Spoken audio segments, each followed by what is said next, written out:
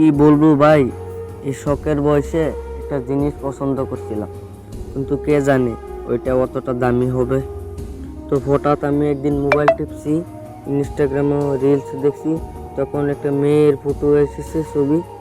তখন তাকে খুব ভালো লেগেছে আমার কাছে, তাকে আমি ফলো দিয়েছি, সে আমাকে ফলো ব্যাক দিয়েছে। তাকে আমি হাই হ্যালো দিয়েছি, সে আমাকে রিপ্লাই দিয়েছে। তখন তার কাছে কথা হয়েছে, আমি তার কাছে ফ্রেন্ডশিপ করছি, সেও আমার কাছে ফ্রেন্ডশিপ করছে। তার 2-3 দিন পরে আমি তাকে জিজ্ঞাসা করছি, তোমার বিএফ আছে? ও বলছে ওর নাকি বিএফ নেই। আমাকে বলছে তোমার জিএফ আছে? আমি বলছি না, আমার জিএফ নাই। আমার আবার জিএফ থাকবে কেন? তারপরে তাকে আমি প্রপোজ করছি, সে আমার প্রপোজটা অ্যাকসেপ্ট করে নিয়েছে। অ্যাকসেপ্ট করে নেওয়ার পর তার সাথে বহুত দিন কথা হয়েছে, 2-3 দিন মান কথা হয়েছে আমার। সারাটা দিন তার কাছে আমার কথা হয়েছে। তারপরে হঠাৎ একদিন তারে আমি জান করে ডাক দিয়েছি।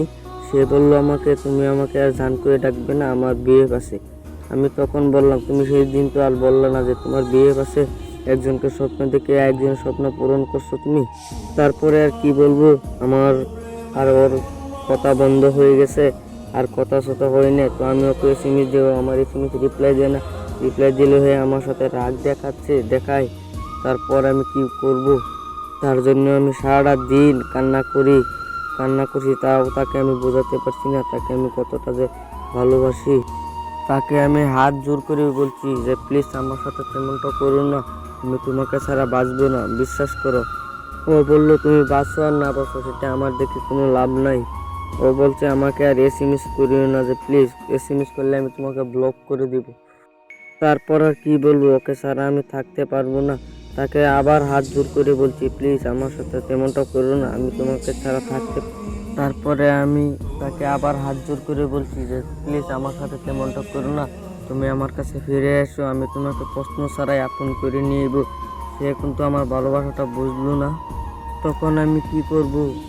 আমার আর কিছু করার নাই।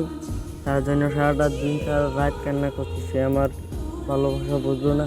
আমি তার জন্য এখনও কান্না করছি। আমি তোমাকে এখনই বলছি, তুমি আমার কাছে ফিরে এসো প্লিজ, আমি তোমাকে ছাড়া থাকতে পারছি না।